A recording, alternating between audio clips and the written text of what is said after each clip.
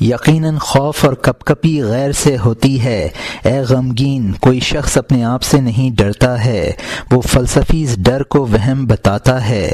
اس نے سبق کے سلسلے میں سمجھ کو ٹیڑھا کر لیا ہے۔ بغیر حقیقت کے کوئی وہم کب ہوتا ہے؟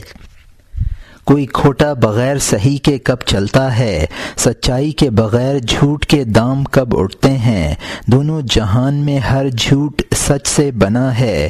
اس نے سچ کا چالو ہونا اور فروغ دیکھا، اس امید پر اس نے جھوٹ چالو کر دیا۔ اے جھوٹ کہ تیرا ساز و سامان سچ سے ہے، نعمت کا شکر ادا کر، سچ کا انکار نہ کر۔ فلسفی اور اس کے خیال کی بات کروں یا کشتیوں اور اس کے دریاؤں کی، بلکہ اس کی کشتیوں کی، کیونکہ وہ دل کا مسخر کرنے والا ہے۔ کل کی بات کروں، جز اس میں داخل ہے۔ ہر دل کو نوح اور کشتی بان سمجھ، ان عوام کی صحبت کو طوفان سمجھ۔ شیر اور نر اژدہے سے نہ ڈر، دوستوں اور اپنوں سے بچ۔ ملاقات میں تیرا وقت ضائع کرتے ہیں، ان کی یادیں تیری غیبت کو چرتی ہیں۔ ہر شخص کا خیال پیاسے گدھے کی طرح جسم کے قیف سے فکر کا شربت چوستا ہے۔ یہاں مترجم نے حاشیے میں لکھا ہے کہ یہ خوف اور لرزہ خود بخود نہیں پیدا ہوتا ہے، کسی سبب سے پیدا ہوتا ہے۔ وہ فلسفی وہم کو خلاق قرار دے کر اس کو خوف کا خالق قرار دیتا ہے۔ یہ اس کی کج فہمی ہے۔ وہم کسی چیز سے جب ہی پیدا ہوتا ہے جب اس چیز سے کبھی وہ چیز پیدا بھی ہوئی ہو۔ مثلا زید کو یہ وہم کہ مجھے کوئی مار نہ ڈالے جب ہی ہوا جب کہ ایسے واقعات حقیقتاً ہوتے بھی ہیں۔ تو جب وہم کسی حقیقت پر مبنی ہوتا ہے تو لامحالہ اس حقیقت کا کوئی پیدا کرنے والا ہے جس کی وجہ سے یہ وہم رونما ہوا ہے۔ اس کو اس طرح سے سمجھ لو کہ وہم بمنزلہ کھوٹے سکے کے ہے اور کھرا سکہ حقیقت ہے۔ تو کھوٹا تبھی چلتا ہے جبکہ کھرا چلتا ہے۔ جھوٹ کا رواج اسی لیے ہوا کہ لوگوں نے سچ کا رواج دیکھا ہے۔ سچ کا جھوٹ پر یہ احسان ہے کہ اس کی وجہ سے اس کا رواج ہوا ہے۔ فلسفی اور خدا کی کشتیوں کا بیان ہو رہا تھا۔ اب میں سوچتا ہوں کہ مزید گفتگو فلسفی کے بارے میں کروں یا کشتیوں کے بارے میں۔ کشتی کا بیان کرتا ہوں، اس کے ضمن میں فلسفی کا بھی رد ہو جائے گا۔ اہل اللہ بمنزلہ نوح اور کشتی کے ہیں اور عوام بمنزلہ طوفان کے ہیں۔ انسان کے لیے شیر اور سانپ اس قدر مہلک نہیں ہیں جس قدر دوست اور اپنے مہلک ہیں۔ ان کی موجودگی میں ملاقات سے تضییع اوقات ہوتا ہے اور غیر موجودگی میں ان کی یاد میں تمہارا فکر برباد ہوتا ہے۔ دوستوں اور اپنوں کی یاد تمہاری قوت فکریہ کو پیاسے گدھے کی طرح چوستی ہے۔ قیف جس کے ذریعے بوتل وغیرہ میں تیل بھرتے ہیں۔ اور یہاں حاشیہ ختم ہوتا ہے۔ ان چغل خوروں کی یاد نے تجھ سے چوس لیا اس تری کو جو تو آب حیات سے رکھتا تھا۔ شاخوں میں چوسنے کی علامت یہ ہوتی ہے کہ وہ میلان میں جنبش کرتی ہیں۔ عضو تر و تازہ شاخ کی طرح ہوتا ہے، جس جانب تو کھینچے وہ کھینچ جاتا ہے۔ اگر تو ٹوکری چاہے تو اس کو بنا سکے گا، اس کی گردن کو تو حلقہ بھی بنا سکے گا۔ جب وہ چوسنے والی اپنی جڑ کے چوسنے سے جدا ہو گئی، وہ اس جانب نہ آئے گی کہ حکم اس کو کھینچتا ہے۔ تو قرآن میں کامو کسالہ پڑھ لے، جب شاخ اپنی جڑ سے پستان نہ پائے۔ یہ علامت آتشی ہے۔ مختصر کرتا ہوں، فقیر اور خزانہ اور اس کے احوال پر متوجہ ہوتا ہوں۔ تو نے وہ آگ دیکھی ہے جو پورے کو جلا دیتی ہے۔ جان کی آگ کو دیکھ لے جس سے خیال جل جاتا ہے۔ جان اور دل عشق کی آگ سے جلنے والے ہیں، لیکن وہ جان اور دل اس سے بے نور ہے۔ نہ خیال کو امن ہے نہ حقیقت کو۔ ایسی آگ ہے جس نے جان میں آگ لگا دی۔ وہ شیر اور ہر لومڑی پر غالب آ گیا۔ کل شیء ہالک الا وجہہ، یعنی اس کی ذات کے سوا ہر چیز ہلاک ہو جانے والی ہے، اس کی ذات کی تجلیات میں جا، خرچ ہو جا، الف کی طرح بسم میں چلا جا، داخل ہو جا۔ یہاں مترجم نے حاشیے میں لکھا ہے کہ دوستوں اور عزیزوں کی یاد تعلق باللہ کو زائل کرتی ہے۔ شاخوں کے جڑ سے پانی چوسنے کی علامت یہ ہے کہ ان میں لچک ہوتی ہے۔ اسی طرح جب اعضاء میں تری ہوتی ہے تو ہر طرف کو مڑ جاتے ہیں۔ تر شاخ کی موڑ کر ٹوکری بھی بنا سکتے ہیں، اس کو گھول مول کر گردن میں بھی ڈال سکتے ہیں۔ جب وہ اپنی جڑ سے پانی چوسنا چھوڑ دے تو اس میں یہ صفات نہیں رہتی ہیں۔ اسی طرح جب قوی ارادے سے اعضاء سیراب نہیں ہوتے تو ان میں جنبش کی کمی ہوتی ہے۔ کفار کے بارے میں قرآن پاک میں ہے وَإِذَا قَامُوا الصَّلَاةَ قَامُوا كُسَالَىٰ، اور وہ جب نماز کے لیے کھڑے ہوتے ہیں تو کسل مند ہو کر کھڑے ہوتے ہیں۔ یہ تعلق مع اللہ کا بیان عوام نہ سمجھ سکیں گے اور ان کو مضر ہوگا، لہٰذا اب میں فقر اور خزانے کی بات شروع کرتا ہوں۔ تو نے یہ آگ تو دیکھی ہے، عشق کی آگ کو بھی دیکھ لے جو جان و دل کو جلا ڈالتی ہے، اور صرف جان و دل کو ہی نہیں بلکہ انانیت کے خیال کو بھی جلا ڈالتی ہے۔ لیکن جس جان و دل میں قبولیت کی صلاحیت نہیں ہے ان میں 100 زندگی تو درکنار اس آگ کی روشنی بھی محسوس نہیں ہوتی ہے۔ یہ عدم صلاحیت کی بات ہے، ورنہ وہ آتش عشق جب کہ جان کو جلا ڈالتی ہے تو اس سے جلنے سے نہ خیال پکتا ہے نہ حقیقت۔ عشق ایسی چیز ہے کہ شیر یعنی حقیقت اور لومڑی یعنی خیال پر غالب آ جاتا ہے اور ہر دو کو فنا کر ڈالتا ہے۔ اس عشق سے ما سوا اللہ سب جل کر خاک ہو جاتا ہے۔ اپنے آپ کو فنا کر دے۔ بسم دراصل با اسم تھا، با اور سین کے وصل کی وجہ سے درمیان کا الف یعنی حمزہ فنا ہو گیا ہے۔ تو بھی اسی طرح ذات احدیت میں اپنے آپ کو فنا کر دے۔ اور یہاں حاشیہ ختم ہوتا ہے۔ اس الف نے بسم میں خفیہ قیام کیا ہے، وہ بسم میں ہے بھی اور نہیں بھی۔ اسی طرح وہ تمام حروف جو فنا ہو جاتے ہیں اتصال کے لیے حرف کے حذف کے وقت میں وہ صلہ ہے اور با اور سین اس کی وجہ سے جڑے۔ با اور سین کے وصل کو الف برداشت نہ کر سکا۔ جب یہ وصل ایک حرف کی گنجائش نہیں رکھتا تو ضروری ہو گیا کہ گفتگو کو مختصر کر دوں۔ جبکہ ایک حرف با اور سین کی جدائی ہے تو اس جگہ چپ رہنا بہت زیادہ ضروری ہے۔ جب پہلو میں آنے والا الف اپنائیت سے فنا ہو گیا تو با اور سین اس کے بغیر الف کہہ رہے ہیں۔ ما رمیت اذ رمیت، یعنی تو نے نہیں پھینکا جبکہ تو نے پھینکا اس کے بغیر ہے۔ اسی طرح اللہ نے کہا اس کے ضمن میں مستفاد ہوا۔ جب تک دوا موجود ہے وہ عمل نہیں کرتی، جب فانی ہو گئی بیماریوں کا دفیہ کرتی ہے۔ اگر جنگل قلم اور سمندر روشنائی بن جائے مثنوی کے ختم کی توقع نہیں ہے۔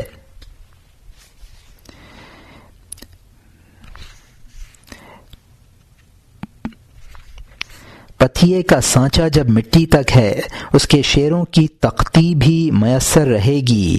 جب مٹی نہ رہے گی اور اس کو ہوا صاف کر دے گی، جب اس کا سمندر جوش مارے گا مٹی بنا لے گا۔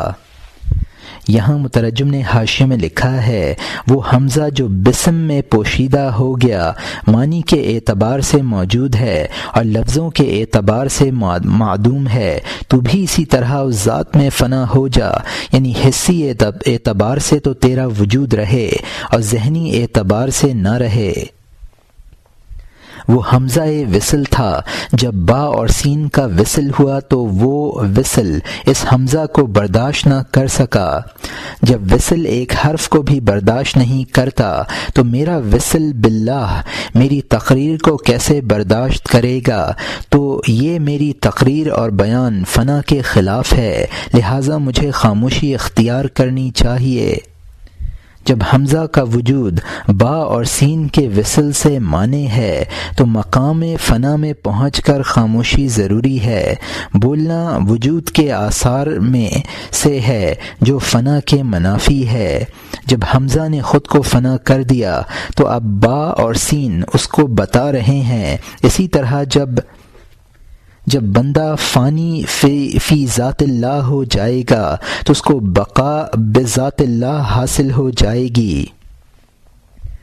ما رمیتا کا مطلب ہے کہ حضور صلی اللہ علیہ وسلم نے جب جنگ بدر میں ایک مٹھی خاک دشمنوں کی طرف پھینکی تو وہ اندھے ہو گئے، چونکہ حضور صلی اللہ علیہ وسلم کو مقام فنا حاصل تھا، اس لیے حضور صلی اللہ علیہ وسلم کے اس فعل کو حضور صلی اللہ علیہ وسلم کے بجائے اللہ تعالی نے اپنی طرف منسوب کیا اور فرمایا کہ تم نے نہیں پھینکا بلکہ خدا نے پھینکا۔ تو جب فانی کا فعل فانی کی طرف منسوب نہیں ہو سکتا ہے تو اس کا قول بھی اس کی طرف منسوب نہ ہوگا بلکہ اللہ تعالی کی طرف منسوب ہوگا۔ تو لیکن اللہ رما سے یہ بھی استفاد ہوا کہ حضور صلی اللہ علیہ وسلم نے نہیں کہا بلکہ اللہ نے کہا۔ شعر ہے گفتہ او گفتہ اللہ بود نہ گرچہ از حلقوم عبداللہ بود۔ چونکہ مولانا رحمۃ اللہ علیہ نے گزشتہ اشعار میں بہت بلند مضامین ذکر فرمائے، ان کے پیش نظر مثنوی کی تعریف شروع کر دی۔ مثنوی کے مضامین کلمات اللہ ہیں، ان کے بارے میں قرآن پاک میں یہی کہا گیا ہے، جب تک زمین ہے یعنی دنیا قائم ہے زمین سے اینٹیں پکتی رہیں گی، اس وقت تک اس مثنوی کے اشعار بھی دستیاب رہیں گے۔ جب یہ روئے زمین ختم ہو جائے گی اور قیامت کے دن کی ہوائیں اس کو تہو بالا کر دیں گی تو اس مثنوی یعنی کلمات کا سمندر جوش مارے گا اور عالم آخرت میں ایک زمین بنا لے گا۔ اور یہاں حاشیہ ختم ہوتا ہے۔ جب جنگل نہ رہیں گے اور سر چھپا لیں گے، بعینہ دریا سے جنگل سر ابھاریں گے۔ اسی لیے کشادگی کے خدا نے فرمایا حدثوا عن بحرنا اذ لا حرج، یعنی ہمارے سمندر سے بیان کرو کیونکہ تنگی نہیں ہے۔ سمندر سے واپس ہو جا، خشکی کی جانب رخ کر، کھیل کی بات کر کیونکہ بچے کے لیے وہ بہتر ہے، تاکہ بچپن میں کھیل سے تھوڑا تھوڑا اس کی جان عقل کے سمندر سے آشنا ہو جائے۔ بچہ کھیل سے عقل حاصل کرتا ہے اگرچہ وہ بظاہر عقل کے منافی ہے۔ دیوانہ بچہ کب کھیلتا ہے جز چاہیے تاکہ کل کا پتہ لگائے۔ یہاں مترجم نے حاشیے میں لکھا ہے کہ جب یہ عالم دنیا کے جنگل ناپید ہو جائیں گے تو مثنوی یعنی کلمات اللہ اور عالم آخرت کے جنگل پیدا ہو جائیں گے۔ چونکہ کلمات اللہ غیر محدود ہیں لہٰذا ان کی باتیں بھی لامحدود ہیں، ان کو بیان کیے جاؤ کوئی تنگی نہ آئے گی۔ اب کلمات اللہ اور اسرار کے سمندر کی باتوں سے خشکی کی طرف یعنی ظاہری باتوں کی طرف رجوع اور کچھ کھیل کود کی بات کر، وہ بچے کے لیے مفید ہے۔ جب وہ لکڑی کی تلوار سے کھیلنا سیکھ لیتا ہے تو اصل تلوار خوب چلاتا ہے۔ کھیل کود سے عقل آشنا ہو جاتی ہے، کھیل کود سے بچہ ہنر سیکھ لیتا ہے، اگرچہ بظاہر عقل اور کھیل میں کوئی جوڑ نہیں ہے۔ کھیل سے عقل آتی ہے اور عقل ہی سے کھیل آتا ہے، پاگل بچہ کبھی کھیل میں نہیں لگتا۔ یہاں مترجم کا حاشیہ ختم ہوتا ہے۔ اب نئے مضمون کا آغاز ہوتا ہے جس کا عنوان ہے رجوع کردن بقصہ قبہ و گنج، یعنی قبہ اور خزانے کے قصے کی جانب رجوع۔ اس مخلص فقیر کے خیال نے آجا آجا کے ذریعے عاجز کر دیا۔ تو اس کی آواز نہیں سنتا، میں سن رہا ہوں، کیونکہ میں رازوں میں اس کا ہمراز ہوں۔ اس کو خزانے کا طالب نہ سمجھ، وہ خود خزانہ ہے۔ باطن میں دوست کا غیر کب ہوتا ہے؟ وہ ہر لحظہ اپنا سجدہ کرتا ہے۔ آئینے کے سامنے سجدہ کرنا چہرے کے لیے ہے۔ اگر وہ آئینے سے ایک دمڑی دیکھ لیتا، اس کے خیال کے سوا کچھ نہ رہتا۔ یہاں مترجم نے حاشیے میں لکھا ہے، اس مخلص فقیر کا خیال مجھے مجبور کر رہا ہے کہ میں اس کے قصے کو پورا کروں، چونکہ میں اس فقیر کا ہمراز ہوں۔ اس کی آواز بلانے کی مجھے آ رہی ہے۔ اس فقیر کو خزانے کا طالب نہ سمجھ، بلکہ وہ خود خزانہ ہے، کیونکہ دوست باطن کے اعتبار سے دوست کا غیر نہیں ہوتا ہے، بلکہ مطلوب طالب کا آئینہ ہوتا ہے، اور آئینے کی جانب سجدہ کرنا اپنے لیے ہی سجدہ کرنا ہے۔ انسان کسی چیز کا طالب اپنی غرض کے لیے ہوتا ہے تو گویا وہ مطلوب خود طالب ہے۔ طالب نے مطلوب کے آئینے میں خود ہی کو دیکھا تو طلب میں اس قدر منہمک ہو گیا، لیکن اگر وہ مطلوب میں اس حقیقت کو دیکھ لیتا جس حقیقت کے لیے ہر مخلوق اور مطلوب آئینہ ہے، تو وہ اس حقیقت کے درپے ہو جاتا اور اس کے ذہن سے ہر مطلوب خیالی زائل ہو جاتا، اور اس حقیقت کے آئینے بن جانے سے جب اس میں اپنا چہرہ نظر آتا تو منصور کی طرح انی ان اللہ کا نعرہ لگانے لگتا۔ اور یہاں حاشیہ ختم ہوتا ہے۔ اس کے خیالات اور خود وہ بھی فانی ہو جاتے، اس کا علم بے علمی میں فنا ہو جاتا، ہماری بے علمی سے دوسرا علم کھلم کھلا سر ابھارتا کہ انی انا، آدم علیہ السلام کو سجدہ کرو، آواز آ رہی تھی کہ تم آدم ہو اور تھوڑی دیر کے لیے اپنے آپ کو آدم سمجھو۔ ان کی آنکھ سے بھینگا پن دور کر دیا، یہاں تک کہ زمین بعینہ نیلا آسمان ہو گئی۔ اس نے لا الہ کہا اور الا اللہ کہا، لا الا اللہ بن گیا اور وحدت ظاہر ہو گئی۔ وہ حبیب اور ہادی دوست، اس کا وقت آ گیا کہ ہمارے کان کھینچے، چشمے کی جانب کے ان سے منہ دھوئے جو ہم نے مخفی کیا لوگوں سے نہ کہہ، اگر تو کہے گا واضح نہ ہوگا، تو اظہار کے ارادے میں مجرم ہوگا، لیکن میں پراگندہ بات کر رہا ہوں، اس کا کہنے والا بھی اور سننے والا بھی میں ہی ہوں۔ درویش کی ظاہری صورت اور خزانے کا نشان بیان کر یہ لوگ زحمت پسند ہیں، زحمت کی بات کر، رحمت کا چشمہ ان پر حرام ہو گیا ہے، زہر قاتل کے جام پر جام پیتے ہیں۔ یہاں مترجم نے حاشیے میں لکھا ہے کہ آدم علیہ السلام فرشتوں کے مسجود اس لیے تھے کہ وہ مظہر حقیقت تھے، تو بنی آدم علیہ السلام کے لیے یہ اشارہ ہے کہ وہ بھی آدم علیہ السلام کی طرح مظہر حقیقت ہیں، اور ان کو چاہیے کہ اپنے آپ کو اس حقیقت کا مظہر سمجھیں۔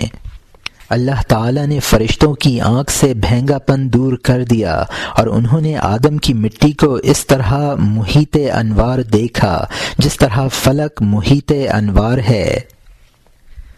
اس کا انی ان اللہ کہنا لا الہ الا اللہ ہی کہنا تھا، جبکہ لا الہ یعنی غیر اللہ مظہر الا اللہ بن گیا تو لا یعنی غیر الا اللہ عین حقیقت بن گیا۔ تو گویا انی ان اللہ کہنا بعینہ لا الہ الا اللہ کہنا تھا، یعنی یہ محض دو عنوان ہیں، مضمون ایک ہی ہے۔ اب ان اسرار کا بیان اس درجے پر آ گیا ہے کہ اللہ تعالی ہمارا کان کھینچ کر شرعی احکام کی طرف لے جائے اور حکم دے کہ شریعت کے چشمے سے منہ دھو لے تاکہ ان اسرار کے بیان کا منہ میں جو اثر ہے وہ زائل ہو جائے، اس لیے کہ شریعت اس طرح کے کلمات کی اجازت مغلوب الحال کے سوا کسی کو نہیں دیتی ہے، اور یہ وہ اسرار ہیں جو شریعت نے عوام سے پوشیدہ رکھے ہیں۔ اگر ان اسرار کو بیان بھی کیا جائے گا تو اسرار واضح نہ ہوں گے، اور اس طرح کے کلمات کہنے والا مجرم قرار دیا جائے گا اور شریعت کے احکام کے اعتبار سے سولی کا مستحق ہوگا۔ میں جو کچھ بیان کر رہا ہوں وہ بھی پراگندہ باتیں ہیں جن سے اسرار کی حقیقت واضح نہیں ہوتی، نیز ان کا کہنے والا بھی میں ہی ہوں اور سننے والا بھی میں ہی ہوں، چونکہ اور کوئی سمجھنے والا نہیں ہے، لہٰذا میں عوام سے راز ظاہر کرنے کا مجرم بھی نہیں ہوں۔ اسرار کا بیان تو اب ختم ہوا، اب دو باتیں اور کہنی ہیں جن کا اوپر ذکر ہوا ہے، ایک درویش کا قصہ، دوسرا چشمہ رحمت یعنی شریعت کا ذکر۔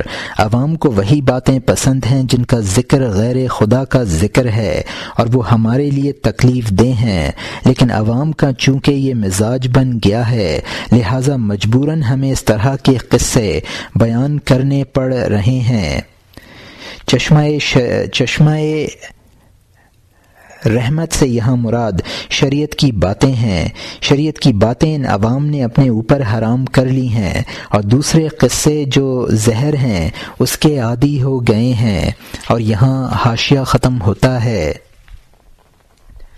دامن کو مٹی سے بھر کر لا رہے ہیں تاکہ ان چشموں کو خشک اور بند کر دیں۔ یہ دریا کا امدادی چشمہ کب ہو سکتا ہے؟ پٹا ہوا اس طرح بری مٹی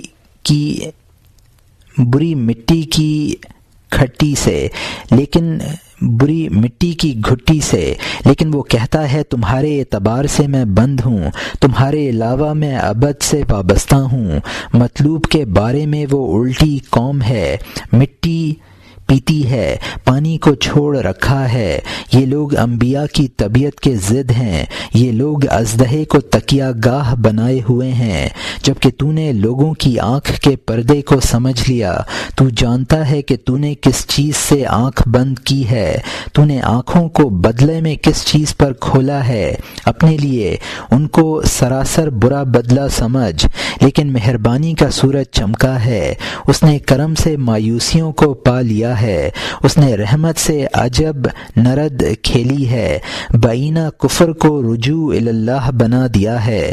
اس سختی نے مخلوق کی اس ہی بدبختی سے محبت کے 200 چشمے جاری کر دیے۔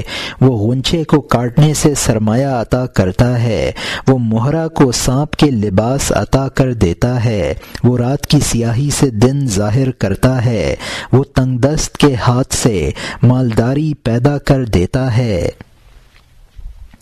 یہاں مترجم نے حاشیے میں لکھا ہے کہ یہ لوگ شریعت کے مسائل کو اپنی خرافات سے دبانا چاہتے ہیں، لیکن یہ ممکن نہیں ہے۔ اگر نون سے ہے تو پوشیدہ کے معنی ہے، اور اگر با سے ہے تو پٹا ہوا ہے کے معنی ہے، یعنی لفظ مقتنبس۔ مخالفوں کی مخالفت سے شریعت تو نہ مٹے گی، ہاں وہ محروم رہیں گے۔ یہ دین میں تعویلات کرنے والے اوندھی طبیعت کے ہیں کہ ان کو شریعت کا صاف چشمہ پسند نہیں آتا اور تعویلات کی خاک چاٹتے ہیں۔ انبیاء تو حق کہتے تھے، خواہ عوام کو پسند نہ آئے۔ یہ عوام پر تکیہ کرتے ہیں اور ان کو خوش کرنے کے لیے تعویلات کرتے ہیں۔ یہی فلسفیانہ توجیہات ان کی آنکھوں کا پردہ ہیں۔ انہوں نے حقائق سے آنکھیں بند کر لی ہیں۔ شریعت کے اسرار کے بجائے فلسفیانہ تعویلات ان کے پیش نظر ہیں، جو حقائق شرعیہ کا بدترین بدل ہیں۔ ان عقلی موشگافیوں کرنے والوں میں سے کچھ لوگ ایسے ہیں کہ اصل شریعت کا تو انکار نہیں کرتے ہیں، لیکن بعض جگہ سلف کے خلاف تعویلات کرتے ہیں۔ ان کو قدر خدا کے کرم نے سنبھال لیا ہے۔ اللہ نے ان پر کرم کیا اور ان کے بعض عقائد سلف کے خلاف ہوتے ہوئے بھی ان کو معذور قرار دے دیا ہے۔ ان کے بعض عقائد فاسدہ سے ہی اپنی محبت کے چشمے جاری کر دیتے ہیں۔ اللہ تعالیٰ ایک ضد سے دوسری ضد پیدا فرما دیتا ہے، خارے غنچہ اور سانپ میں مہرہ پیدا کر دیتا ہے جو اس کے زہر کا تریاک ہے، رات سے دن پیدا کر دیتا ہے، مفلس کے ہاتھ سے مالداری پیدا کر دیتا ہے۔ حضرت ابراہیم علیہ السلام نے ریت سے گیہوں کا آٹا پیدا فرما دیا، پہاڑ کو حضرت داؤد علیہ السلام کا ہم زبان بنا دیا۔ اور یہاں حاشیہ ختم ہوتا ہے۔ وہ خلیل یعنی ابراہیم علیہ السلام کے لیے ریت کو آٹا بنا دیتا ہے، پہاڑ حضرت داؤد علیہ السلام کا ہم آواز بن جاتا ہے، وحشتناک پہاڑ تاریک ابر میں چنگ کی آواز اور زیر و بم کو ظاہر کر دیتا ہے۔ اے لوگوں سے متنفر داؤد، اٹھ، تو نے اس کو چھوڑا، ہم سے اس کا بدلہ لے لے۔ یہاں مترجم نے حاشیے میں لکھا ہے کہ حضرت داؤد علیہ السلام کے ساتھ پہاڑ زبور اور تسبیح پڑھنے میں ہم آواز رہتا تھا۔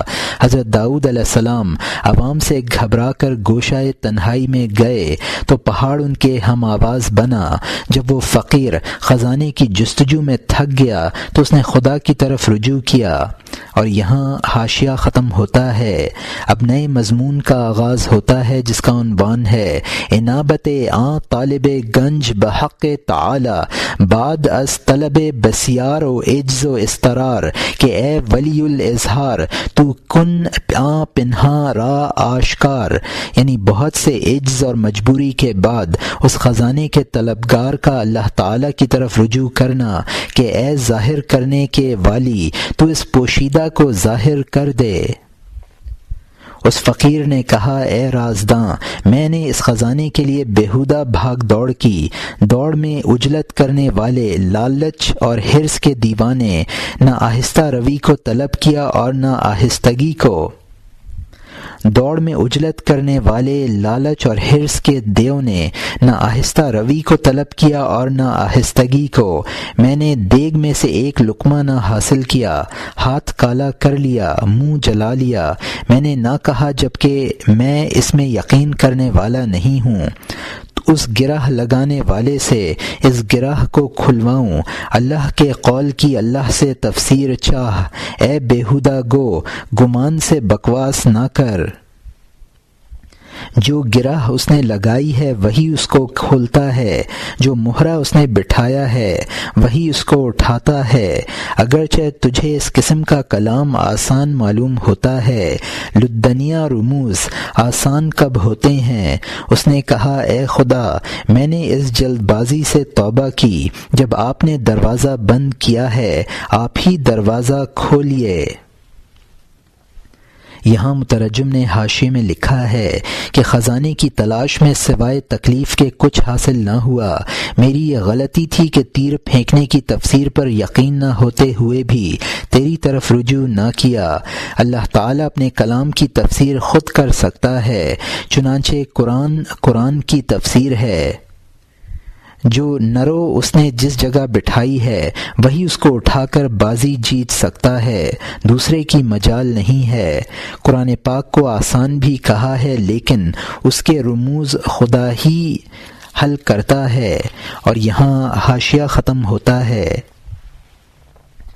میں دوبارہ ہنر کے سر ہو گیا، میں دعا کرنے میں بے ہنر تھا، کہاں ہنر کہاں میں، کہاں پرقرار دل۔ یہ سب آپ کا عکس ہے اور خود آپ ہی ہیں۔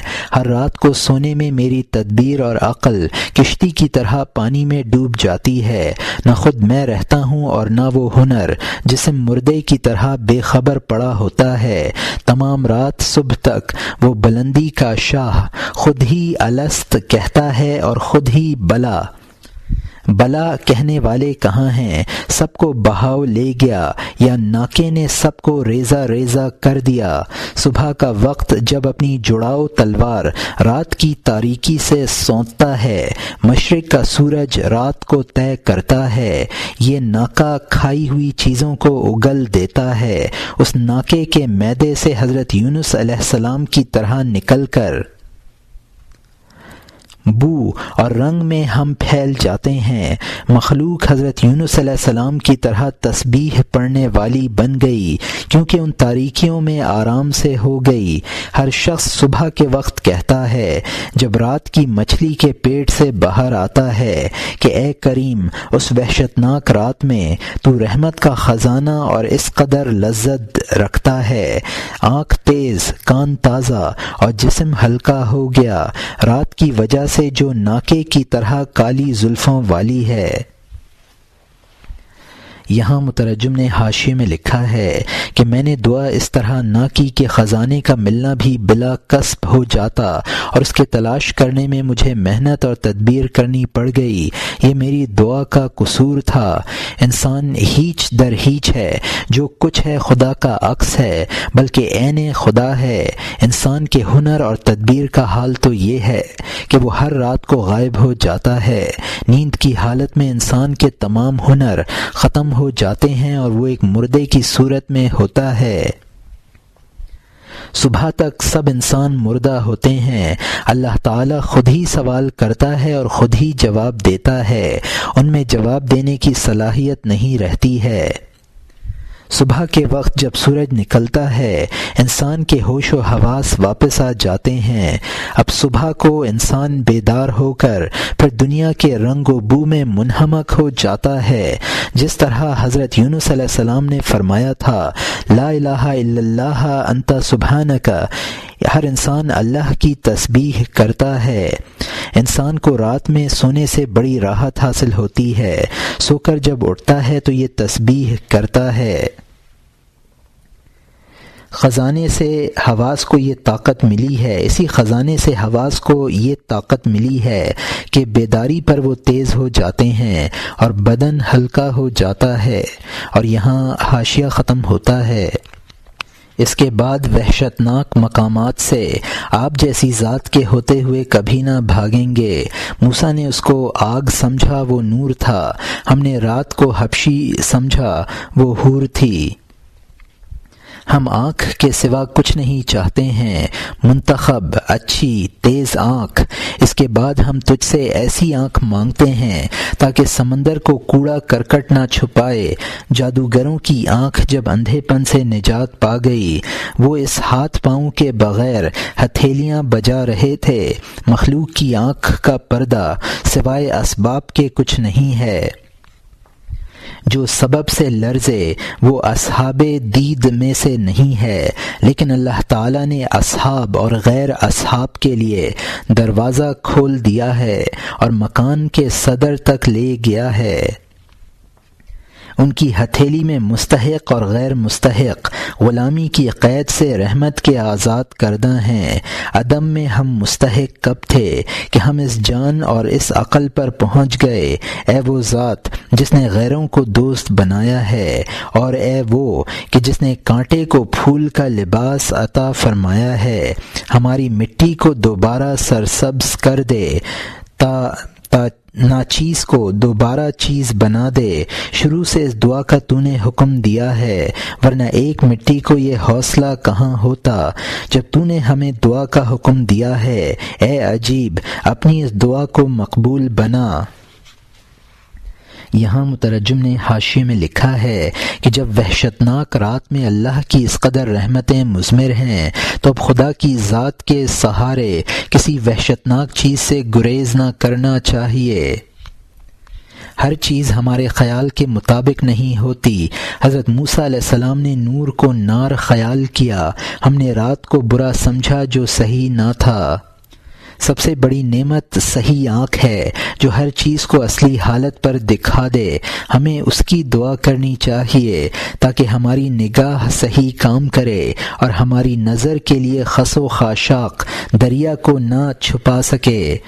فرعون کے جادوگروں کو صحیح نظر حاصل ہو گئی تھی، وہ ان جسمانی ہاتھ پاؤں کو کچھ نہ سمجھتے تھے، ان کے کٹنے پر رقص کر رہے تھے۔ صحیح نظر وہی ہے جو اسباب کے پردے اٹھا کر مسبب الاسباب کو دیکھ لے۔ جو صحیح نظر نہیں رکھتے ہیں وہ بھی مایوس نہ ہوں، اللہ تعالیٰ ان کی بھی رہنمائی فرما دیتا ہے۔ اس کا دست کرم مستحق اور غیر مستحق سب کو عطا کرتا ہے۔ جبکہ ہم معدوم تھے اس کا ہم پر کرم ہوا اور اس نے وجود اور حواس عنایت کر دیے، حالانکہ ہم میں کوئی استحقاق نہ تھا۔ اللہ کی رحمت کافروں پر بھی ہے۔ ابتداً جسمانی وجود عطا فرمایا، اب روحانی حیات عطا فرما دے۔ دعا بھی ہم تیرے حکم اور توفیق سے کر رہے ہیں، ورنہ ہماری ہمت کہاں تھی کہ تجھ سے دعا مانگتے۔ جب تو نے دعا کی توفیق دی ہے تو یہ ہماری نہیں بلکہ تیری دعا ہے، تو اس کو قبول بھی فرما لے۔ اور یہاں حاشیہ ختم ہوتا ہے۔ رات کو سمجھ اور حواس کی کشتی شکستہ ہو گئی، نہ امید رہی، نہ ڈر اور نہ مایوسی۔ اللہ تعالیٰ مجھے حیرت کے دریا میں لے گیا۔ دیکھ مجھے کس ہنر سے پر کر کے بھیجتا ہے۔ اس ایک کو نور اور جلال سے پر کر دیا اور اس دوسرے کو وہم اور خیال سے پر کر دیا۔ اگر میری اپنی کوئی رائے اور فن ہوتا تو میری رائے اور تدبیر میرے قابو میں ہوتی۔ رات کو میرے حکم کے بغیر ہوش روانہ نہ ہوتا، میرے پرند میرے جال میں ہوتے۔ میں روح کو منزلوں سے باخبر ہوتا، میں روح کی منزلوں سے باخبر ہوتا۔ خواب اور بے ہوشی اور امتحان کے وقت جب میرا ہاتھ اس کے حل و عقد سے خالی ہے، تعجب ہے میری خود بینی کس وجہ سے ہے۔ میں نے دیکھے ہوئے کو اندیکھا سمجھ لیا، میں نے دعا کی جھولی کو پھر اٹھایا ہے۔ اے کریم، میں الف کی طرح کوئی چیز نہیں رکھتا ہوں سوائے ایک دل کے جو میم بھی آنکھ سے زیادہ سنگ دل ہے، جو میم کی آنکھ سے زیادہ سنگ دل ہے۔ یہ الف یہ میم ہمارے وجود کی ماں ہے، کا میم تنگ ہے، الف اس سے بھی زیادہ گدا ہے۔ یہ الف کوئی چیز نہیں رکھتا، یہ غفلت کی حالت ہے۔ میم دل تنگ ہے اور وہ زمانہ عقل مندی کا ہے۔ میں بے ہوشی کے وقت خود ہیچ ہوتا ہوں، ہوش کے زمانے میں پیچا پیچ میں ہوتا ہوں۔ ایسے ناکارہ پر مزید ناکارہ پن نہ ڈال، ایسے بھینگے پن کا نام دولت نہ رکھ۔ یہاں مترجم نے حاشیے میں لکھا ہے کہ رات کو حواس اور اس کے آثار یعنی خوف و بیم سب ختم ہو جاتے ہیں۔ شب کو اللہ تعالی حواس کو دریائے حیرت میں غرق کر دیتا ہے، پھر ان کو پرہنر بنا کر واپس کرتا ہے، عارفین کو نور سے پر کرتا ہے، دنیا داروں اور فلاسفہ کو وہم و خیال سے پر کر دیتا ہے۔ اگر حواس و ہنر ہمارے ذاتی ہوتے تو پھر ہمارے حکم کے تابع ہوتے۔ رات کو ہماری اجازت کے بغیر ہم سے جدا نہ ہوا کرتے۔ ہمیں یہ معلوم ہوتا کہ ہماری روح کہاں کہاں کی سیر کر رہی ہے۔ نیند کی حالت امتحان کی ہے، جس سے معلوم ہو گیا کہ ہمارے حواس اور روح ہمارے قبضے کی نہیں ہے۔ جب ہم اپنے حواس اور عقل سے بھی تہی دست ہیں تو غرور اور تکبر کا کیا کام ہے۔ یہاں سے پھر اس فقیر کی دعا ہے کہ اے اللہ تعالیٰ، اب تک جو دعا میں غلطی ہوئی اور باوجود خزانے کا پرچہ مل جانے کے خزانہ نہ ملا، اس سب کو کالعدم قرار دے کر میں اثر نو دعا کرتا ہوں۔ الف نقطے سے خالی ہے، میم کا سر یعنی چشم تنگ ہوتی ہے، یعنی ہمارا اصل وجود اور اس کے لوازم سب الف اور میم کے سرے کی طرح ہیں۔ ہماری غفلت کا وقت ہو یا ہوش کا، دونوں الف اور میم کی طرح ہیں۔ غفلت اور ہوش کے جملہ اوقات پریشان کن ہیں۔ بے خودی کے وقت بالکل ناچیز ہوتا ہوں اور ہوش اور عقل مندی کے وقت دنیا کے دھندوں میں پیچ در پیچ ہوتا ہوں۔ اور یہاں حاشیہ ختم ہوتا ہے۔ میں خود کچھ نہیں رکھتا ہوں، وہ مجھے بہتر بناتا ہے۔ یہ سینکڑوں رنج جو میں رکھتا ہوں وہم کی وجہ سے ہیں، اور اگر میں کچھ نہیں رکھتا ہوں تو میری رکھوالی کر۔ میں نے تکلیف دیکھی ہے، تو میری راحت افزائی کر دے۔ میں آنکھ کے آنسو کے معاملے میں ننگا کھڑا ہوں تیرے در پر، چونکہ میرے آنکھ نہیں ہے۔ بے بصیرت بندے کو آنکھ کے آنسو سے اس چراگاہ تک سبزہ اور پیداوار بخش دیجئے۔ اگر آنسو نہ رہے تو آنکھ سے مجھے آنسو عطا کر، جیسی نبی صلی اللہ علیہ وسلم کی دو جاری رہنے والی آنکھیں۔ جب انہوں نے اللہ تعالیٰ کی بخشش سے آنسو مانگے ایسی بزرگی اور اقبال اور سبقت کے ہوتے ہوئے، تو میں خونی آنسو کے ساتھ باریک بھی کیوں نہ بنوں، میں خالی ہاتھ فضول خوشامدی، جبکہ ایسی آنکھ آنسو کی عاشق ہو تو میرے لیے سینکڑوں جیہوں آنسو چاہیے۔ اس کا ایک قطرہ ان 200 جیہوں سے بہتر ہے، کیونکہ اس قطرے سے جن اور انسان نجات پا گئے۔ جبکہ جنت کے اس باغیچے نے بارش مانگی تو میری شوریلی زمین پانی کیوں نہ مانگے۔ اے بھائی، دعا کرنے سے ہاتھ نہ ہٹا، اس کے قبول کرنے یا رد کرنے سے تجھے کیا کام؟ وہ روٹی جو اسی پانی کی روک اور مانع ہو، اس روٹی سے جلد ہاتھ دھو لینا چاہیے۔ یہاں مترجم نے حاشیے میں لکھا ہے، جبکہ میرے پاس کچھ نہیں ہے تو تو میرا کارساز بن جا۔ انسان اپنے کچھ ہونے کے وہم سے سینکڑوں مصیبتوں میں پھنستا ہے، یہی وہم دنیاوی اور دینی ترقی سے مانع بنتا ہے، جبکہ یقیناً میرے پاس کچھ نہیں ہے۔ تو شاہی برت اور میری رکھوالی کر، میں دعا کے آداب سے بھی محروم ہوں، دعا کے لیے آنسوؤں کی ضرورت ہے، میں اس سے بھی محروم ہوں۔ اس کی وجہ یہ ہے کہ میرے پاس حقیقت میں نظر ہی نہیں ہے۔ میری آنکھ میں آنسو پیدا فرما کر میرے اعمال کو سرسبز کر دیجئے، یعنی دنیا جو آخرت کا کھیت اور چراگاہ ہے۔ اگر میری آنکھوں میں آنسو نہ رہیں تو آنسو بھی عنایت کر، جس طرح تو نے حضور صلی اللہ علیہ وسلم کی آنکھوں کو آنسو عطا کر دیے تھے۔ حدیث شریف ہے، اللہم اعزئنی عینینی التالتین، یعنی اے خدا مجھے دو جاری ہونے والی آنکھیں عطا کر دے۔ حضور صلی اللہ علیہ وسلم باوجود تمام بزرگیوں اور فضائل کے رونے والی آنکھوں کے طالب بنے، تو پھر ہم جیسوں کے لیے تو وہ بہت ہی ضروری ہیں، اور ہماری نجات کے لیے تو سینکڑوں جیہوں دریا کی بقدر آنسو درکار ہیں۔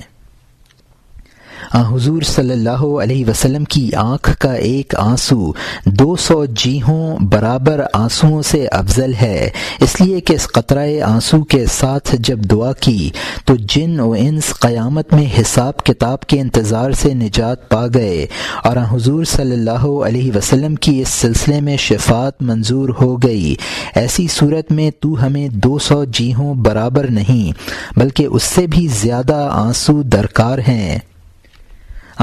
حضور صلی اللہ علیہ وسلم جو خود جنت کے باغیچے کی طرح ہیں، جب آنسوؤں کی بارش کے طالب بنے تو ہم جو کہ بدترین شور زمین ہیں، ہمیں آنسوؤں کی بارش کی ضرورت کیوں نہ ہوگی؟ جب تجھے دعا کی فضیلتیں معلوم ہو گئیں تو اب دعا کرتا رہ، اور تجھے سے کوئی بحث نہ ہونی چاہیے کہ وہ مقبول ہوئی ہے یا مردود۔ دعا میں اگر گریہ نہیں ہے تو اس کے موانع کو دور کر، اور وہ دنیا کی لذتیں ہیں۔ اور یہاں حاشیہ ختم ہوتا ہے۔ اپنے آپ کو موزوں اور چست اور سنجیدہ بنا، آنکھ کے آنسو سے اپنی روٹی کو پختہ کر لے۔ اب نئے مضمون کا آغاز ہوتا ہے، جس کا عنوان ہے آواز دادن ہاتف مر طالب گنج را و اعلام کردن از حقیقت سر آں، یعنی غیبی آواز کا خزانے کے طلبگار کو آواز دینا اور اس کے راز کی حقیقت سے باخبر کرنا۔ وہ اسی میں تھا کہ اس کو الہام ہوا، اس کی یہ مشکلیں خدا کی جانب سے کھل گئیں۔ وہ اسی میں تھا کہ خدا کے الہام سے اس کی مشکل حل ہو گئی اور ضرورت پوری ہو گئی۔ اس نے کہا، میں نے کہا تھا کہ کمان میں تیر رکھ، میں نے کب کہا تھا کہ چلے کو کھینچ، میں نے یہ نہیں کہا تھا کہ کمان کو خوب کھینچ، میں نے تجھ سے کہا تھا کمان میں رکھ، نہ کہ اس کو باہر کر۔ تو نے بیہودہ پن تو نے بےہود پن سے کمان بلند کی اور تیر اندازی کی کاریگری برداشت کی۔ جا اس سخت کمانی کو چھوڑ، کمان میں تیر رکھ اور اڑنے کی فکر نہ کر۔ جب وہ گر پڑے کھود اس جگہ تلاش کر، زور چھوڑ دے، زاری سے زر طلب کر۔ جو حق ہے وہ شہرگ سے بھی قریب ہے۔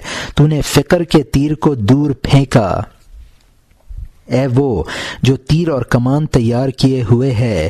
شکار نزدیک ہے، تو نے دور چلایا، جو اس سے دور ہے اس کے چہرے سے دور ہے کہ وہ اپنی قوت بازو آزما رہا ہے۔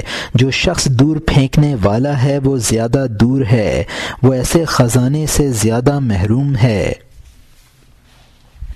یہاں مترجم نے حاشیے میں لکھا ہے، اپنے آپ کو دعا اور گریہ میں چست کر لے اور ان آنسوؤں کے ذریعے آخرت کا توشہ تیار کر لے۔ وہ فقیر اس دعا میں مصروف تھا کہ اس کو غیب سے الہام ہوا، جس سے اس کی مشکلات حل ہو گئیں۔ حاطف نے کہا کہ ہم نے تجھ سے یہ نہیں کہا تھا کہ تیر کمان میں رکھ کر چلہ کھینچ کر زور سے پھینک، بلکہ صرف اتنا کہا تھا کہ کمان میں رکھ کر گرا دے۔ جس طرح تیر انداز کمان اونچی کر کے تیر چلاتے ہیں، تو نے اپنی کمان بازی کی کاریگری شروع کر دی۔ چلہ کھینچ نہ تیر چلا، کمان میں تیر رکھ کر گرا دے، جہاں وہ گرے اس جگہ کو کھود، طاقت اور زرد سے اور زور سے بچ اور عجز سے سونے کا طلبگار بن۔ مولانا رحمۃ اللہ علیہ فرماتے ہیں، حق اور مقصد قریب جگہ میں تھا، وہ تیر دور پھینک کر اس جگہ کو کھود کر خزانہ تلاش کرتا تھا۔ اللہ تعالیٰ جو حق ہے وہ انسان کی شہرگ سے قریب ہے، اس کے بارے میں فکر کو دور نہ دوڑانا چاہیے۔ انسان کا مقصود حقیقی اس کے قریب ہے، وہ اس کو ادھر ادھر تلاش کرتا پھرتا ہے۔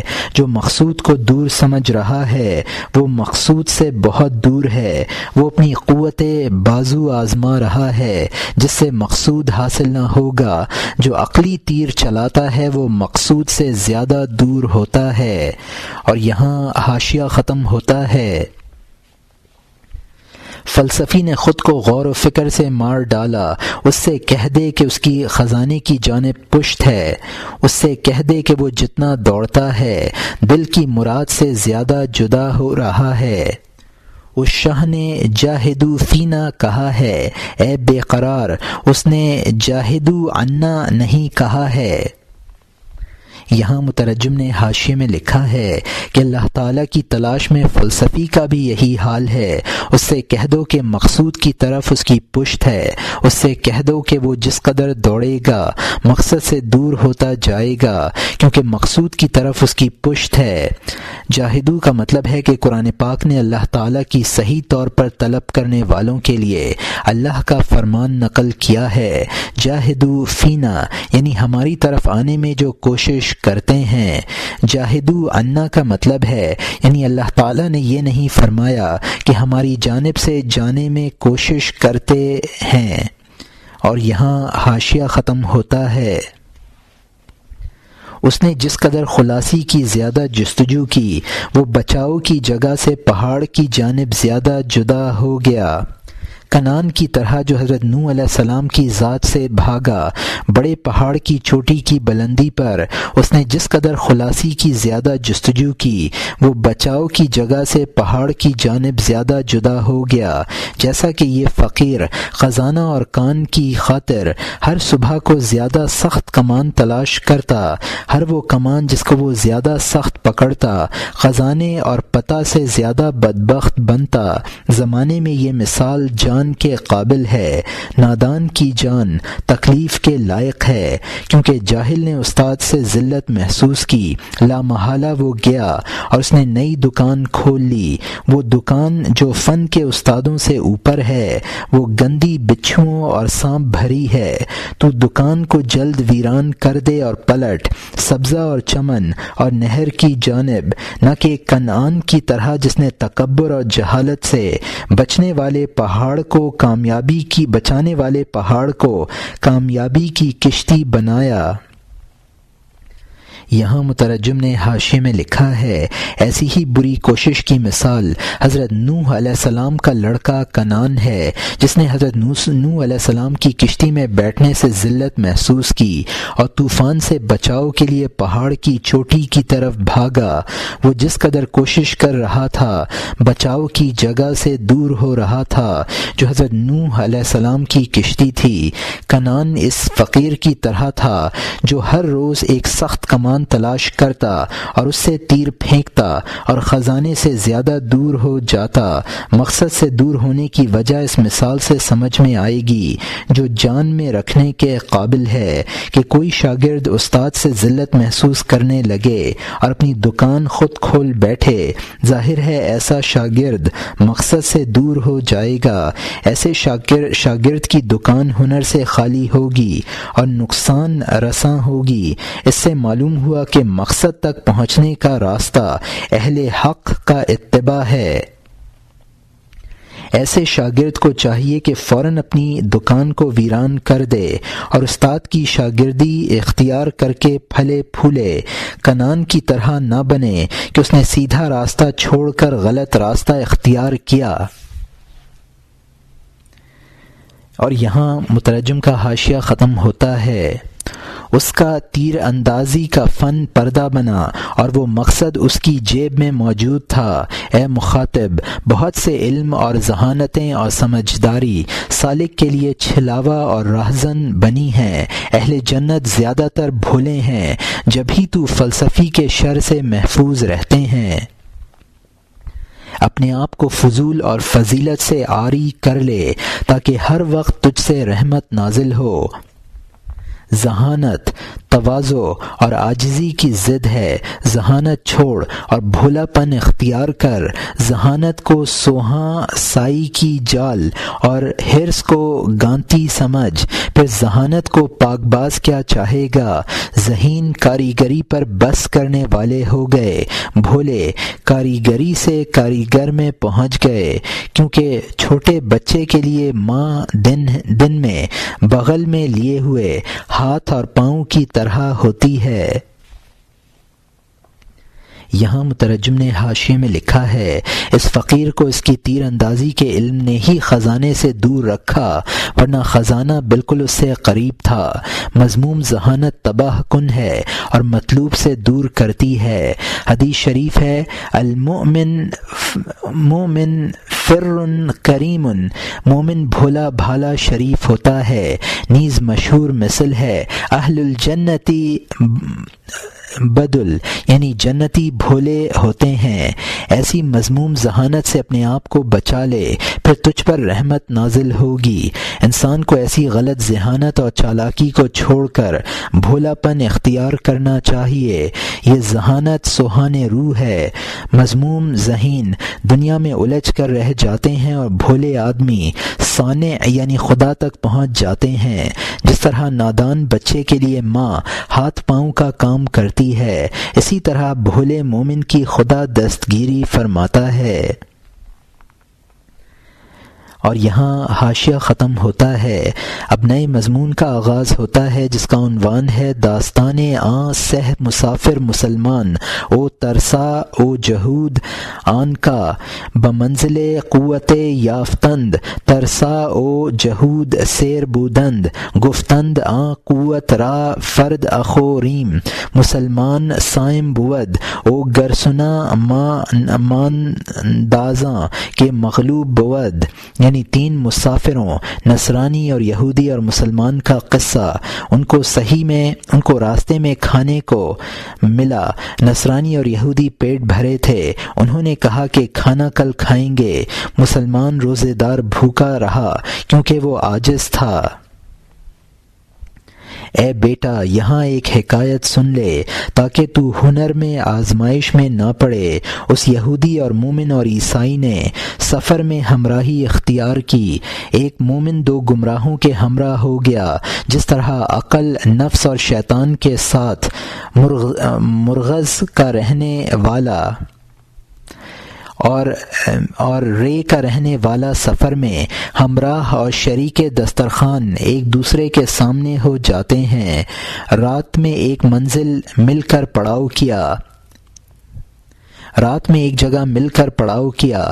مشرقی اور مغربی نے آپس میں صابر بن کر چھوٹے اور بڑے راستے سے منزل میں رہ گئے، ایک دوسرے کے ساتھ بہت دن تک۔ سردی اور برف کی وجہ سے جب راستہ کھل جائے گا اور وہ روک کو اٹھا دیں گے، ایک دوسرے سے جدا ہو جائیں گے اور ہر شخص ایک جگہ چلا جائے گا۔ جب عقل کا شاہ پنجرے کو توڑ دے گا، پرندوں کا مجمع ہر ایک جانب کو اڑ جائے گا۔ اس سے پہلے شوق اور یاد سے بھرے ہوئے پر کھولے ہوئے تھے، لوٹنے کی جگہ کی جانب اپنے ہم جنس کی محبت میں ہر وقت آنسو اور آہ کے ساتھ پر کھولے ہوئے تھے، لیکن اڑنے کی صورت اور راستہ نہ تھا۔ جب راستہ پا لیتا ہے، ہر ایک ہوا کی طرح اڑ جاتا ہے اس کی جانب جس کی یاد میں پر کھولتا تھا، جس جانب اس کا آنسو اور سوزش اور آہ تھی۔ جب موقع ملا اس جانب چلنا شروع کر دیا۔ اپنے جسم میں جسم کے ان اجزاء کو دیکھ کہ جسم میں کہاں سے جمع ہو گئے ہیں، آبی اور خاکی اور بادی اور آتشی، عرشی اور فرشی اور رومی اور کشی۔ یہاں مترجم نے حاشیے میں لکھا ہے، یہ دونوں نفس اور شیطان جیسے تھے اور مومن بمنزلہ عقل کے تھا۔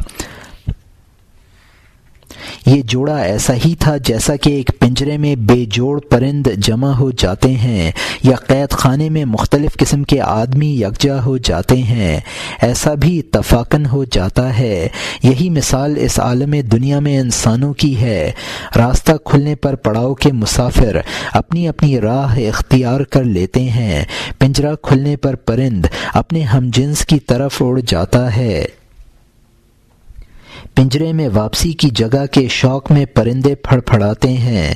یہ پرند وطن کے شوق میں پر پھیلائے ہوئے ہیں، لیکن اڑنے کا راستہ نہیں ہے۔ راستہ ملنے پر تمنا پوری ہوتی ہے۔ انسان کے بدن کے اجزاء کا یہی حال ہے۔ انسان عناصر اربعہ سے بنا ہے۔ کشی سے یہاں مراد کش شہر کا رہنے والا ہے، اور یہاں حاشیہ ختم ہوتا ہے۔ ہر ایک واپسی کی امید پر نظر جمائے ہوئے ہے، برف کے ڈر سے اس پڑاؤ میں جمع ہیں۔ قسمہ قسم برف ہر جماعت کا سکون ہے۔ انصاف کے سورج کی دوری کے جاڑے میں جب قہر کے سورج کی گرمی چمکے گی، پہاڑ تنکا، ریت اور گھاس اون بن جائے گا، بھاری جمادات پگھل جائیں گے۔ جس طرح جسم روح کے منتقل ہونے کے وقت جب یہ تینوں ہمراہی ایک پڑاؤ پر پہنچے، ایک نصیبہ ور ان کے لیے حلوہ لایا، ان تینوں مسافروں کے سامنے حلوہ لایا۔ ایک محسن انی قریبن کے مطبخ سے گرم روٹی اور شہد کے حلوے کا طبق وہ شخص لایا کہ اس کو ثواب کی امید تھی۔ القیاست والادب للأهل المدر، الضیافت والقراء لأهل الوبر، الضیافت للغریب والقراء اودع الرحمن في الأهل القرى، كل يوم في القرى ضيف حديث ما له غير الإله من مغيث، كل ليل في القرى وفد جديد ما لهم ثم سوى الله المجيد۔ یعنی ذہانت اور ادب شہریوں میں ہے، مہمان نوازی اور کھانا دیہاتیوں میں ہے۔ مہمان نوازی اور کھانا مسافر کے لیے اللہ تعالیٰ نے گاؤں والوں میں رکھی ہے۔ دیہات میں ہر روز ایک نیا مہمان ہے جس کا خدا کے سوا کوئی فریاد رس نہیں۔ دیہات میں ہر رات کو نیا قافلہ ہے جن کے لیے وہاں سوائے اللہ بزرگ کے کوئی نہیں ہے۔ ان دو بیگانوں کو کھانے سے تخمہ لگ گیا تھا۔ وہ مومن دن بھر کا روزے دار تھا۔ جب مغرب کی نماز کے وقت وہ حلوہ آیا، مومن سخت بھوک کی حالت میں تھا۔ یہاں مترجم نے حاشیے میں لکھا ہے کہ انسان کے اجزاء اپنے مراکز کی طرف منتقل ہونے کے منتظر ہیں۔ یہ ٹھٹراؤ اسی وقت تک ہے جب تک حضرت حق کے سامنے پیش نہیں ہوئی ہے۔ جب جلال خداوندی کی گرمی پڑے گی، قیامت کا منظر سامنے آ جائے گا۔ پھر تینوں مسافروں کا قصہ شروع کیا ہے۔ گاؤں کا کوئی مہمان نواز ہوگا۔ قرآن پاک میں ہے وَإِذَا سَأَلُكَ عِبَادِي عَنِّي فَإِنِّي قَرِيب، جب تم سے میرے بندے میرے بارے میں پوچھیں پس میں نزدیک ہوں۔ وہ میزبان مسلمان تھا، اس کو مہمان نوازی میں ثواب کی امید تھی۔ یہودی اور عیسائی نے کھانا زیادہ کھا لیا تھا جس سے ان کو دست اور قے آ رہی تھی۔ مومن روزے سے تھا اس لیے اس کو خوب بھوک لگی ہوئی تھی۔ مغرب کی نماز کے وقت وہ حلوہ آیا، اور یہاں حاشیہ ختم ہوتا ہے۔ ان دو شخصوں نے کہا ہم کھانے سے پر ہیں، آج کی رات اس کو رکھ دیں اور کل کو کھائیں گے۔ ہم کھانے سے صبر کر لیں، آج کی رات چپ رہیں، کل کے لیے عمدہ کھانا چھپا کر رکھ دیں۔ مومن نے کہا یہ آج کی رات کھا لیا جائے، کل ہونے تک صبر کو اٹھا رکھیں۔ تو انہوں نے اس سے کہا کہ تیرا اس چالاکی سے یہ ارادہ ہے کہ تو تنہا کھا لے۔ اس نے کہا اے دوستو، کیا ہم 3 شخص نہیں ہیں؟ جب اختلاف ہو گیا ہم بانٹ لیں، جو چاہے اپنا حصہ جان کو لگا لے اور جو چاہتا ہے اپنا حصہ چھپا دے۔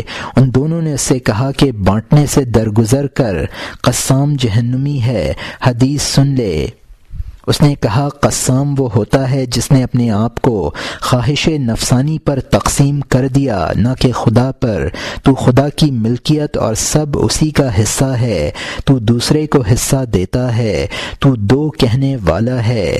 یہ شعر کتوں پر بھی غالب ہو جاتا اگر ان بدتینتوں کا دورہ نہ ہوتا۔ یہ شعر جو گایوں پر غالب نہیں ہے، گایوں اور اس مکار گائے کا دورہ ہے۔ ان کا یہ ارادہ تھا کہ وہ مسلمان غم کھائے، اس پر بے سر و سامانی میں رات بسر ہو۔ وہ مغلوب تھا، اس نے تسلیم کرنے اور رضامندی سے کہا اے ہمارے ساتھیوں، سن لیا اور مان لیا۔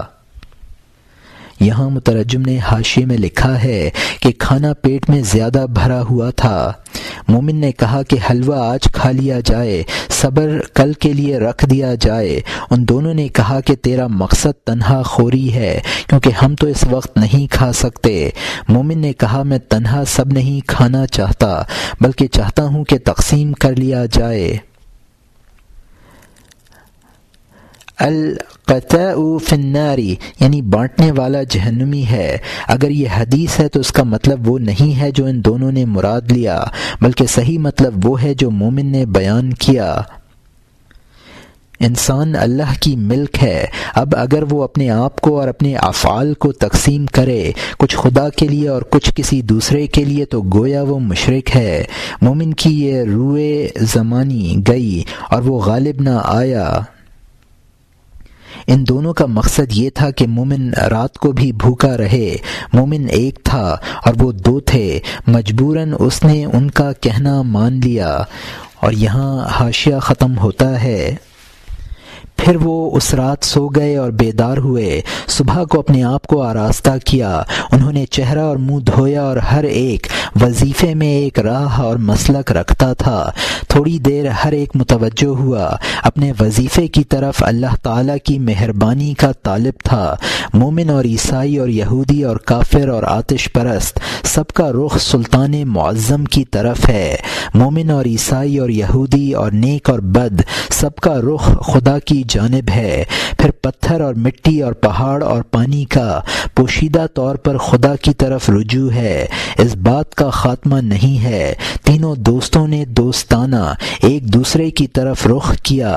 ایک شخص نے کہا کہ ہر ایک اپنا خواب جو اس نے گزشتہ شب دیکھا کہو کہ پیش کرے۔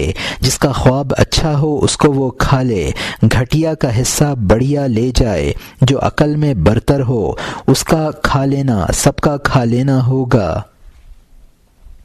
اس کی انوار سے بھری ہوئی جان اونچی ہوگی، بقیہ کے لیے اس کی خدمت کافی ہوگی۔ عقل مندوں کے لیے چونکہ ہمیشہ کی بقا ہے تو مانی یہ عالم باقی ہوگا۔ پھر یہودی لایا جو اس نے دیکھا تھا کہ کہاں اس کی روح رات میں گھومی تھی۔ یہاں مترجم نے حاشیے میں لکھا ہے کہ چہرہ اور منہ دھویا، مقصد سب کا اللہ کا فضل طلب کرنا تھا۔ ہر شخص خدا کا طالب ہے، خواہ اس نے طلب کا غلط طریقہ اختیار کر رکھا ہو۔ کائنات کی ہر چیز خدا کی عبادت اور تسبیح اپنے حال کے مطابق کرتی ہے۔ سب کا مقصود خدا کا ہونا۔ ایک بولا، ہر شخص رات کا خواب بیان کرے، جس کا خواب بڑھیا ہوگا وہ حلوے میں سب کا ایک حصہ حاصل کر لے گا، سب کا حصہ حاصل کر لے گا۔ جس کا خواب گھٹیا ہوگا، جس کا خواب بہتر ہوگا، یقیناً اس کی عقل بھی بہتر ہوگی۔ ایسے عقل مند کا کھانا سب کا کھانا ہوگا۔ جس کی عقل بالا تر ہوگی، یقیناً اس کی روح پر انوار ہوگی، اور ایسے بزرگ کی خدمت اور اپنے حصے کا حلوہ اس کو کھلا دینا برکت کا سبب ہوگا۔ مومنین جن کی عقل کامل ہے ان کو حیات ابدی حاصل ہے۔ سب سے پہلے یہودی نے اپنا خواب بیان کیا، اور یہاں حاشیہ ختم ہوتا ہے۔ اس نے کہا، راستے میں حضرت موسیٰ علیہ السلام میرے سامنے آئے۔ بلی اچھے خواب میں دمبا دیکھتی ہے۔ میں حضرت موسیٰ علیہ السلام کے پیچھے کوہ طور تک گیا۔ ہم تینوں نور سے ڈھپ گئے، اس سورج سے تینوں سائے مٹ گئے۔ اس کے بعد اس نور سے فتح یاب ہوا، اس نور کے بیچ سے ایک اور نور پیدا ہوا، پھر اس کے دوسرے نے بہت جلد ترقی کی۔ میں بھی اور حضرت موسیٰ علیہ السلام بھی اور کوہ طور بھی، اس نور کی چمک سے ہم تینوں گم ہو گئے۔ اس کے بعد میں نے دیکھا کہ پہاڑ 3 ٹکڑے ہو گیا، چونکہ اللہ تعالیٰ کا نور اس میں پھونک مارنے والا تھا۔ ہیبت کی صفت نے جب اس پر تجلی کی، ایک دوسرے سے جدا ہو گیا، الگ الگ جانب ہو گیا۔ اس ایک ٹکڑے سے جو سمندر کی طرف آیا، زہر جیسا کھاری پانی میٹھا ہو گیا۔ اس ٹکڑے کی وجہ سے جو زمین دھنسا، چشمہ پیدا ہو گیا اور جاری ہو کر باہر آ گیا۔ وہ پانی سب بیماروں کے لیے شفا ہو گیا پاکیزہ وحی کی برکت سے۔ اور ایک دوسرا ٹکڑا جلدی سے اڑا کعبے کے قریب تک، جو عرفات پہاڑ ہو گیا۔ میں جب اس بے ہوشی سے ہوش میں آیا، کوہ طور اپنی جگہ پر تھا، نہ زیادہ نہ کم، لیکن حضرت موسیٰ علیہ السلام کے پاؤں کے نیچے یخ کی طرح پگھل رہا تھا، اور اس میں شکستگی اور کرختگی نہ رہی۔ یہاں مترجم نے حاشیے میں لکھا ہے، اس نے کہا، میں چلا جا رہا تھا، راستے میں حضرت موسیٰ علیہ السلام مل گئے۔ مولانا کا مقولہ ہے کہ بلی کو خواب میں چھیچڑے نظر آتے ہیں۔ میں حضرت موسیٰ علیہ السلام کے ساتھ کوہ طور پر پہنچا تو اس قدر نور دیکھا کہ میں اور حضرت موسیٰ علیہ السلام اور کوہ طور اس میں چھپ گئے۔ یعنی فیض کا ایک دوسرا دروازہ کہ اس نور سے ایک نور پیدا ہوا۔ یہ دوسرا نور اس قدر تاباں تھا کہ ہم تینوں اس میں بالکل گم ہو گئے۔ اس نور کی تجلی سے کوہ طور کے 3 ٹکڑے ہو گئے۔ اس تجلی میں اس قدر ہیبت تھی۔ طور کا ایک ٹکڑا سمندر میں گیا تو اس کا زہر جیسا پانی شیریں ہو گیا۔ دوسرا ٹکڑا زمین میں دھنس گیا تو اس سے ایک چشمہ پیدا ہو گیا جو بیماروں کے لیے صحت کا باعث تھا۔ کوہ طور پر حضرت موسیٰ علیہ السلام کو وحی آئی تھی۔ تیسرا ٹکڑا اڑ کر خانہ کعبہ کے پاس پہنچ کر عرفات پہاڑ بن گیا۔ اب کوہ طور میں دوسرا تغیر شروع ہوا کہ حضرت موسیٰ علیہ السلام کے قدموں میں آسمان سے گرنے والی یخ کی طرح نرم ہو گیا۔ اور یہاں حاشیہ ختم ہوتا ہے۔ پہاڑ ہیبت سے زمین سے ہموار ہو گیا، اس ہیبت سے اس کی بلندی پستی بن گئی۔ میں پھر اس انتشار سے ہوش میں آیا۔ میں نے پھر طور اور حضرت موسیٰ علیہ السلام کو برقرار دیکھا، اور وہ میدان پہاڑ کے دامن میں پورا حضرت موسیٰ علیہ السلام کی شکل کے دبدبہ والی مخلوق سے بھرا ہوا تھا۔